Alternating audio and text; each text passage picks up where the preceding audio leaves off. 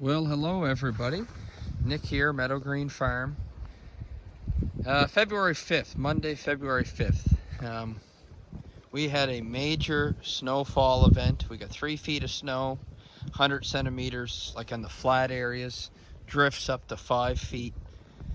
Friday afternoon, we knew it was coming, so we got as prepared as we could. We got the cattle next to the house in their, actually it's the corral we use for loading and sorting the herd that we custom graze.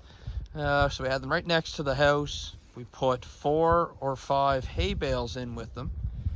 We put twice the amount of hay in with them as they typically would have needed, because we had basically blizzard conditions. Temperatures were right at freezing, so it wasn't overly cold. The wind wasn't that high, but you know, we had 3 feet of snow.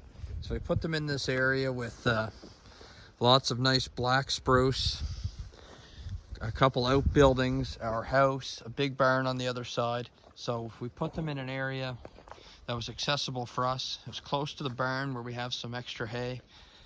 And yeah, it's amazing what these animals can comfortably withstand when you have the right genetics and you're picking climate suitable cattle breeds. And really, when it comes to regenerative agriculture, if you're looking at regenerative beef, I don't think there's any way getting around it that you have to have cattle that are suited to spending 365 days a year outside. Because if that breed of cattle, those genetics that you're keeping on your farm, if they aren't hardy enough to withstand every day of the year outside on your facility, it's going to get very difficult and expensive to scale up your enterprise to where it might produce a side income, a full-time income, or for it to be a net positive investment for you and your family.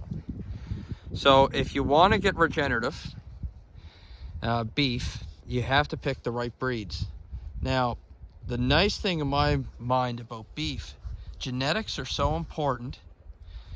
Therefore, there is a real advantage to starting your herd early and just keeping, less than 12 animals. Right now I got 16.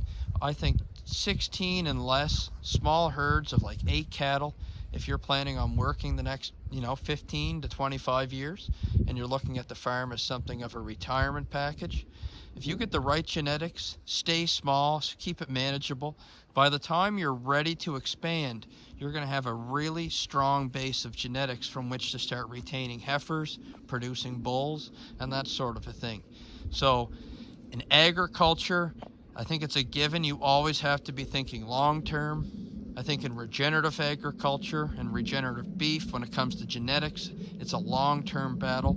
So if you start small, you don't require infrastructure like barns to house these cattle. You just use what's available on the landscape if you've got forested areas. And away you go. You're off to the races. And by the time you're ready for that expansion, you're going to have top-notch genetics that you're probably not going to be able to find anywhere else, at least near you, suited for your environment.